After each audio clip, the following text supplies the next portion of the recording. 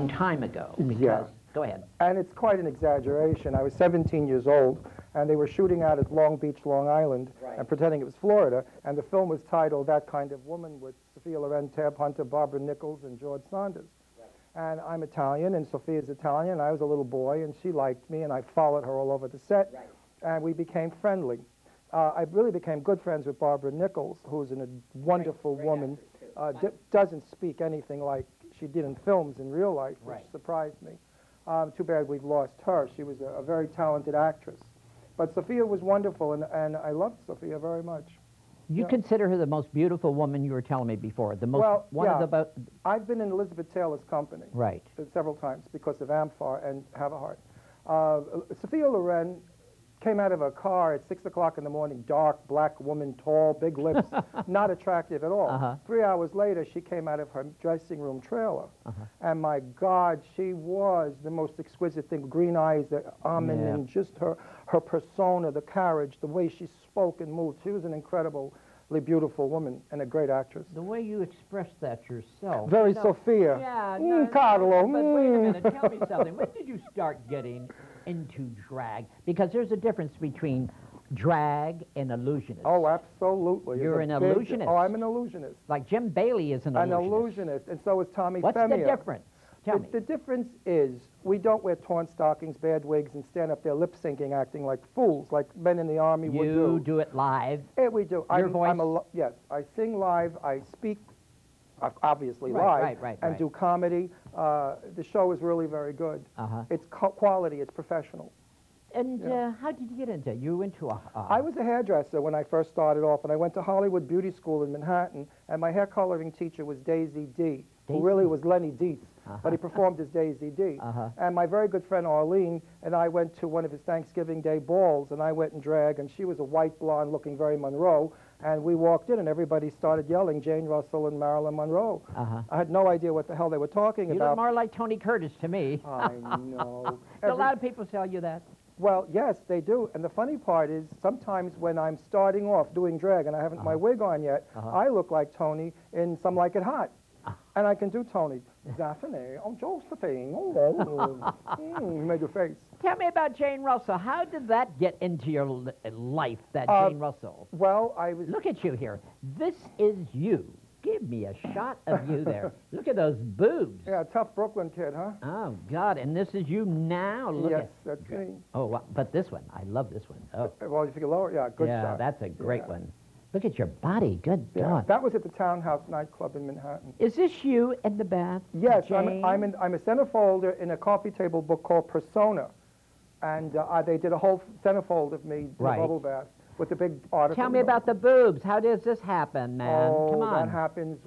That happens with a lot of architectural equipment. I'm from my lower part of my body to here in steel rods, with a cap that goes across my male stuff to get rid of that. And then they pull everything. It does. Well, sometimes my balls come out of my bra, so I have to be very careful. Right. They pull too high. Yeah. But yeah, they pull everything up. And what happens is every movement that I make, my cleavage demands, it just moves like I do. And it's very effective. You get this of you and Jane. Yeah, Jane and I like it, like a happy married couple. What does she think, Ron? What does she think when she sees you as her? What does she think? Well, she made some, a comment. Because she is a very strict lady. You know she's very religious. She's a very devout, born-again Christian. Is she really? Oh, absolutely. And she follows the Bible every day. The outlaw. The girls with the outlaw. The first outlaw. Give me a break. If you read her book, she tells you in her book about the mistakes she made in her life and how the Lord has forgiven her. And now she's, been cleansed of all of that Hollywood crap. Yeah, but you know something? You brought her to Shelley Winters' birthday party. Yeah, I know. And here's Shelley's birthday party. There's Terry Moore. That is Stella Stevens, Beryl Davis, and Jane on the bottom, and me. And that's Stella. Yeah, we had the Presida Ventures ladies. Stella's a doll. She's a sweetheart. Stella. What happened at the party? Something happened. You heard about it? Come on, yeah, I heard. Someone, tell me. There were two things happened. But well, I'm going to tell you one. The other one I can't say. Okay. One thing was Sylvester Stallone's mother was there, Jackie. Who's a very funny lady. Yeah, she is. And I brought Jane Russell over. I said, do you want to meet Sylvester Stallone's mom? Yeah. And Jane said, sure. And keep in mind now, she's a very devout Christian. And I brought her over to Jackie, and I said, Jackie, I'd like you to meet Jane Russell. And then we were talking socially, very nice. And then I remarked to Jackie about her being Italian. She said, I'm not Italian, I'm French. I only fuck Italians. Well, I thought that Jane was going to fall over dead. Right. So Jane turned around, because she doesn't hear too well. She said, what did she say? And Jackie said, you heard me. I said, I only fuck Italians. So I quickly took Jane away from Jackie. Is she really that strict? It's not that she's strict. She drinks, come on. No, she doesn't drink anymore. She quit? Oh, yes, she quit. She became very ill, and she's toxic to alcohol. She lost her husband recent. Yes, her husband, who she loved and adored. Two husbands. That's right. The same way. Roger died. No, Roger died. Well, yes. Yeah, in the garage. No, Roger died falling off the bed while dressing, and John went out to see if the kids were coming when they lived in Montecito, and he passed away, or passed out on the road. Yeah. But he died in Jane's arm in the hospital. She adored him. They had a wonderful marriage. And they were very happy. I never knew them in those days. I didn't know Jane. But, yeah, they were very happy. Did she ever come to see you perform? Never. Why? Tell me why. No. I mean, you're such good friends. Why? Why didn't she come? Because you worked near the places, Palm Springs, all places. Well, she could have. I could have. The first time I met Jane, I said to her, I'm sorry I waited 35 years to meet you. Right. I was supposed to meet you from my friend in New York who's called Gypsy, not Gypsy the drag queen, Gypsy the dancer, with what's his name? His name is, oh, I can't think. Anyway, Jane said, what do you mean? I said, I was supposed to meet you 35 years ago. She said, why didn't you? I said, because I didn't want to meet you in the event I didn't like you, because it would be very difficult to play you. Of course, after meeting her, I found her to be a very kind woman, a very sweet woman, very devoted to her friends. But the religion sort of got in the way. In fact, this morning I spoke with Jane, and Jane said to me, Ron, will you do me a favor? And I said, what? And she said, will you tell the audience that I love my gay friends tremendously, but I'm very against homosexuality. She's against homosexuality? Well, she does. She said she referred to it as like adultery.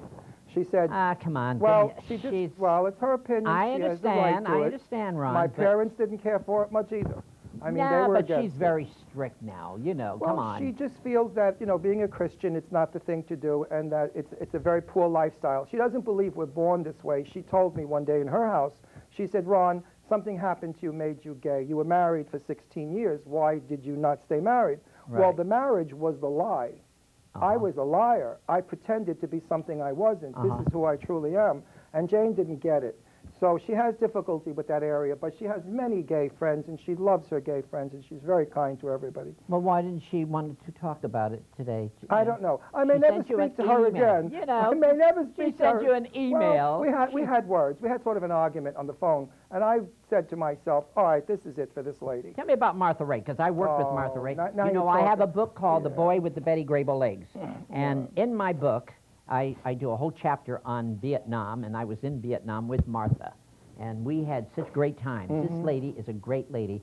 I met Martha Ray in Miami Beach when she had the 5 o'clock club. And we were in Vietnam all the time. And you met Martha Ray where? Oh, God. Come on, I was a young boy, and I was very shy. Loved gays, loved freaks, loved people, period. Well, because Martha was a wonderful person. Yes. My very good friend Bobby Denard, who skated with Sonia Henning, is a very famous skater. I know who he is. You know Bobby Denard, yes, Ice Volleys.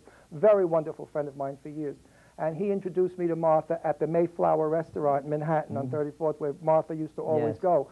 Faye Emerson, Betty Furness, that whole, Skitch Henderson, that whole crowd of the early 60s. Right. Larry Matthews, who I worked for at the Great Northern, went to his penthouse parties. On 57th Street. That's right. And here I am, a very young I fellow. live around the corner, 58th Street. So it's a great neighborhood, you know it. I love it. But here I am, a 19-year-old fellow, totally in awe of all these people that I'm meeting, and Milton Berle. Right. And when Milton found out that I did drag, you know what he said?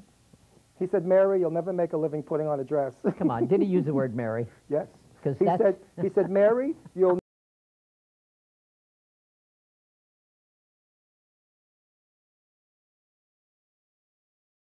never make a living putting on a dress. And of course, we all know that Milton Berle was always in drag, so that was his way of But he was kicking a joke. straight. I loved Milton. Milton was a nice fellow. You know, very nice. Tab Hunter, come on. I knew Tab. When I met made him the film with Tab? Pardon me? You did a movie with him. I didn't care for Tab Hunter. He wasn't very friendly. He wasn't very nice. He doesn't like gay people, too. I know he's gay, isn't he? Yeah, but I mean, he's just got an attitude about it. He's too much involved with himself, I thought, as unlike the rest of the cast. Everybody else was very friendly. One thing that I found very funny was we shot this That Kind of Woman out at Long Beach That's Railroad the name Station. of the movie? Was That Kind of Woman, yeah. And we shot it at Long Beach Railroad Station, and of course there's a public toilet there. Right. And every time Tab Hunter had to use the toilet, everybody was taken out, all the men. So I asked one of the camera guys, I said, why is it that every time Tab Hunter uses the John, we have to leave? And they said, well, because if we leave the men in there, he may never come out.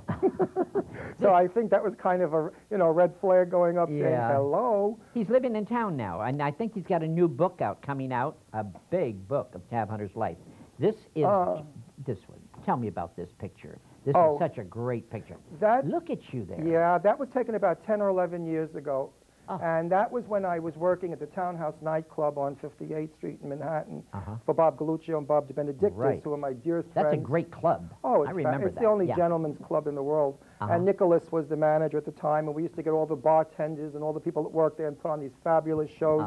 And I did a lot of AIDS benefits. I did one at the Townhouse restaurant for the Elizabeth Taylor Foundation for AIDS. Oh, no, I'm sorry, it was AMFAR. She came after. And we raised quite a lot of money, 2 shows. That evening, raised a lot of money. Dunhill was there, and he gave me a fortune of money, plus he paid for the piano, Alan. So it was a fabulous crowd. Now look at me. You're a New Yorker. I'm a New Yorker. I don't like California. I don't. I love Palm Springs. You love Palm Springs. I love You're in Palm Springs. It's hot as hell there. I don't care. New York is cold as hell, and I love it too. You like Palm Springs? I love Palm Springs. It's a better city than L.A. probably. It's L.A. 25 years ago. Yeah. Everybody out there I knew from L.A. when I lived in Beverly Hills 30 years ago. So I met everybody there. I mean, all the producers and directors from when I was over at Universal, everybody. There's little clubs you can work there, isn't there?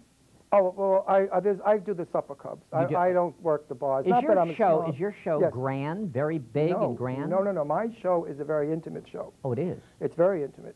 It's me talking with my audience, talking about Jane Russell, talking about life. What do you talk about Jane Russell? What do you say to your audience? Well, it's sort of, let's put it this way. To imitate Marilyn Monroe, okay? Right. To do Betty Davis, pizza, pizza, pizza. There's something to hinge on to hang on to. Right. What the hell can you hang on to Jane except boobs? Right. That's what made her. So I had to invent Jane Russell. So it's my persona using Jane Russell as the facade, but it's me and it's me coming through. No one does Jane Russell, really. There's nothing to do. Jane is a very quiet lady. She's not a Hollywood person. She calls has no herself personality. Oh, I wouldn't say that. Well, you know what I mean. No, she's lovely. She's a one-on-one person. You have to get Jane alone, and then she opens up. Well, she wasn't open at the party at Shelley Winters. No. Now, why is that? Why is that? Tell me. She wasn't very friendly. Well, it's not that. Jane cannot see too well in the dark. She's getting some kind of a dark problem with her eyes. And she almost fell twice, and I had to grab her by the arm. And I said, I'll sit you down. She said, Ron, I really can't deal with this darkness. She said, please, I've got to go. And Tony, who does Donald Duck, he was nice enough to bring Beryl and Jane back so I could stay at the party. But Jane wanted to stay at the party because she loved everybody there. Shirley Jones was there with Marty Ingalls. Marty took his shirt off and gave it to me and signed it. That was great. I loved it. I haven't seen Shirley in over since 1979. What a party. Wasn't that a great party? I loved it. It was Shelley Winters' birthday party. She was 85 years old, and she looked great, didn't she? It was wonderful. I loved her. I had a difficult time sitting next to this character. We were at the same table. Oh, yeah. Because all I wanted to do was feel up his Betty Grable legs. Oh. But I thought you'd have me thrown out. Kay Ballard was at our table. Kay's an old pal of mine. She is. I love her. Yeah. We go back to Paul Lynde days when I was friends with Paul Lynde.